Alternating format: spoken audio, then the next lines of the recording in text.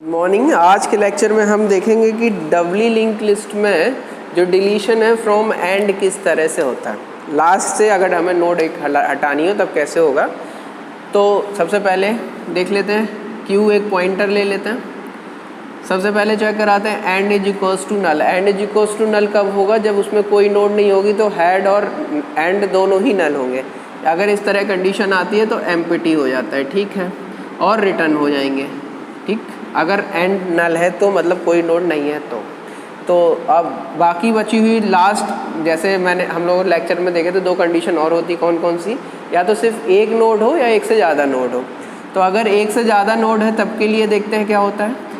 एक से ज़्यादा नोड होगा तो ये एंड पॉइंटर होगा, ये हेड पॉइंटर होगा, ठीक है। तो ये एक से ज़्यादा नोड होगा तो एंड के जो प्रीवियस में है वहाँ नल नहीं होगा, किसी नोड का एड्रेस होगा। तो अगर एंड के प्रीवियस वाले पोर्शन में नल नहीं है, मींस एक से ज़्यादा नोड है, तब क्या होगा? तब हम क्या कर रहे हैं, Q is equals to end.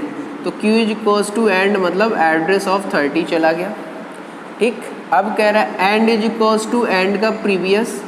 तो एंड का प्रीवियस क्या है? Address of 20। एंड का मैं चला गया एंड एड्रेस ऑफ 20 मीन्स अब एंड इस वाली नोड को नहीं, इस वाली नोड को रिप्रेजेंट करेगा, ठीक है। अब देखो एंड इस वाली नोड को रिप्रेजेंट कर रहा है। अब ये लास्ट नोड बननी है तो इसका जो नेक्स्ट वाला पोर्शन है यहाँ पर नल आना चाहिए। तो एंड के जो नेक्स्ट है उसमें नल डाल दिया। तो एंड का नेक्स्ट अभी ये है तो इसमें नल डाल दिया। अब क्या करना है, ये वाली नोड डिलीट करनी थी तो इसको फ्री कर दिया, फ्री क्यू अभी एड्रेस ऑफ 30 है तो ये वाली नोड फ्री हो गई। हम चाहें तो जैसे लास्ट में करते थे उसका डेटा हम सेव करा सकते, तो N is equals to Q data करते तो वो उसमें सेव हो जाता, ठीक है। यहाँ पर नहीं कराया, कोई बात नहीं, क्यू को फ्री कर दिया और रिटर्न कर गए। अब देखो नोड डिलीट हो गई, लास्ट नोड अब ये बन गई, ठीक है। तो जो लास्ट वाली नोड थी वो डिलीट हो चुकी है। अब अगर सिर्फ एक ही नोड होती तब क्या होता?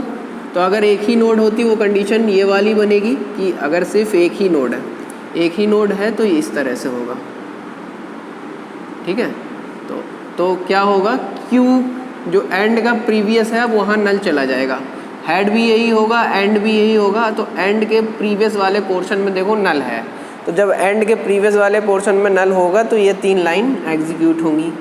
सबसे पहले क्या कर रहा है, फ्री एंड को फ्री कर दे रहा है तो ये वाली जो नोड है ये भी फ्री हो जा रही है, कर दिया। और क्या करता है, एंड को नल कर दे रहा है और हेड को नल कर दे रहा है, मतलब अब कोई भी नोड इसमें नहीं है, ठीक है। तो तीनों लाइंस एग्जीक्यूट हो गई, वो नोड डिलीट हो गए, हेड और एंड में दोनों में नल आ गया और जो सिंगल नोड थी वो डिलीट हो गई। तो 3 केस हमने इसमें भी देख लिए।